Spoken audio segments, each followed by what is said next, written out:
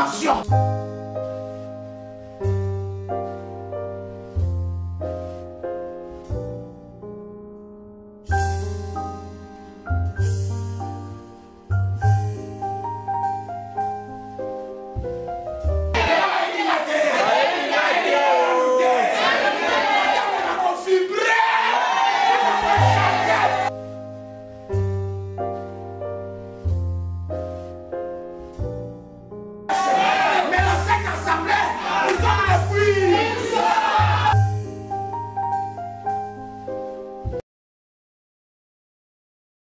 Shalom, mes bien-aimés dans le Seigneur, c'est un réel plaisir pour moi de partager cette vidéo avec vous. C'est votre frère et ami, l'apôtre Joël Komba. Je voudrais continuer ensemble pour que nous puissions, n'est-ce pas, ensemble partager sur l'histoire de Joseph. C'est ce patriarche de la Bible qui est arrivé à accomplir ou à vivre la réalité de ce rêve. Et bien aimé dans le Seigneur, il y a quelque chose qui attire mon attention, que je voudrais tout de suite partager avec vous. C'est que Joseph, dans le parcours de sa destinée avec Dieu, il a vécu aussi le complot de ses propres frères. Ils étaient pas contents de voir Joseph avoir de rêve. Bien aimé, je m'aurais ouvert une parenthèse pour te dire que tout le monde ne sera pas content de ta percée. Tout le monde ne se réjouira pas quand la victoire de Dieu apparaîtra dans ta vie. Et alors Joseph, ses frères étaient devenus des premiers ennemis pour la réalité ou la réalisation de ses promesses. Mais cet homme avait une particularité. Il était entouré des gens qui empêchaient l'accomplissement de la promesse de Dieu, mais l'accomplissement de la promesse de Dieu ne pouvait pas s'arrêter parce que tout autour de lui, il y avait des gens qui ne l'aimaient pas, il y avait des gens qui complotaient contre sa vie. Donc, le rêve ne fonctionne pas par rapport à ton environnement. Le rêve que tu as de la part de Dieu, bien-aimé, va changer ton environnement et changer tes circonstances. Voilà, Joseph, il arrive dans cette étape-là où ses frères ont eu un complot, ils ont formulé un complot contre sa vie. Nous avons beaucoup d'exemples de la Bible que je m'aurais partagé avec vous, mais par la grâce de Dieu, je m'aurais prendre que deux exemples qui me frappent, des exemples qui m'interpellent énormément.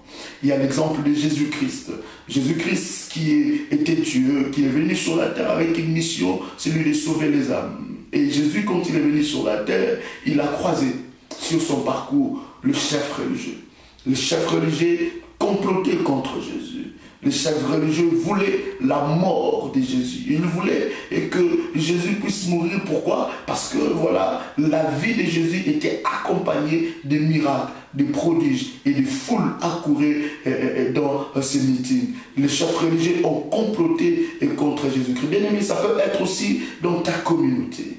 Ça peut être aussi dans ton église, ça peut être aussi dans ton travail, ça peut être aussi dans ta famille où les gens complotent contre toi. Mais j'aimerais te dire, bien-aimé dans le Seigneur, ne t'arrête pas de rêver. N'arrête pas de rêver. N'arrête pas d'avoir le rêve. Continue à rêver quand bien même il y a le complot. J'aimerais insister, te dire aussi, le complot fait partie des signaux forts de quelqu'un qui a une promesse avec Dieu. Quand tu as une promesse, quand tu as une destinée avec Dieu, les gens viendront et vont comploter contre ta vie, mais le Seigneur te donnera toujours la victoire. J'aime cette parole de la Bible qui nous dit, dans toutes ces choses, nous sommes plus que vainqueurs par celui qui nous a rachetés. Il t'a aimé et il est celui qui te donne la victoire. C'est lui qui a mis en toi ces rêves. Ces rêves que tu as ne viennent pas de toi. Ces rêves que tu as ne viennent pas de ta famille, ne viennent ni de ton père ni de ta mère. C'est Dieu qui a mis ces rêves en toi et ces rêves-là vont se réaliser, quel que soit le complot. Il y a encore cet exemple frappant de la Bible que nous connaissons nous tous, cet exemple de Esther, Aman et Mardoché. Nous avons vu comment ce que Aman a eu un complot, a formulé un complot contre la vie de Mardoché. Il a préparé un endroit, un piège, cet endroit où Mardoché devait mourir. Mais bien aimé, le Seigneur a changé le calcul. J'aimerais te dire que le Dieu qui a mis en toi ce rêve est un Dieu de principe.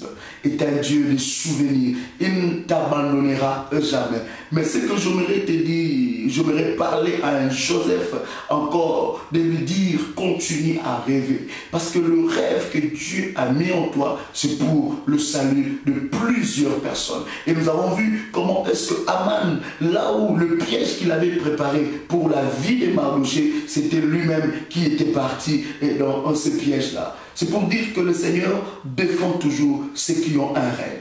Ceux qui ont un rêve qui vient de lui, le Seigneur le défend. Et bien aimé dans le Seigneur, Aman était mort à la place de Mardochée. Ma prière, bien aimé, au travers de cette vidéo, que tout le Aman qui se lève dans ta vie, tout le Aman qui se lève pour tuer ton rêve, tout le Aman qui se lève pour stopper ta vie, bien aimé, que ces Aman tombent dans leur propre piège au nom de Jésus. Et toi, relève-toi, va de l'avant. Il y a de multitudes de nations, il y a des peuples qui t'attendent, il y a des gens qui n'entendent que, ils attendent seulement à écouter le message qui sortira de ta bouche. Bien aimé, à chaque rêve, à chaque vision, à chaque destinée, il y a un domaine particulier, il y a un peuple particulier. Il y a des nations qui n'entendent que de voir le rêve de Dieu s'accomplir dans ta vie. Bien aimé, notre vie a un sens. Le sens de ta vie, c'est quand tu vis ou tu accomplis le rêve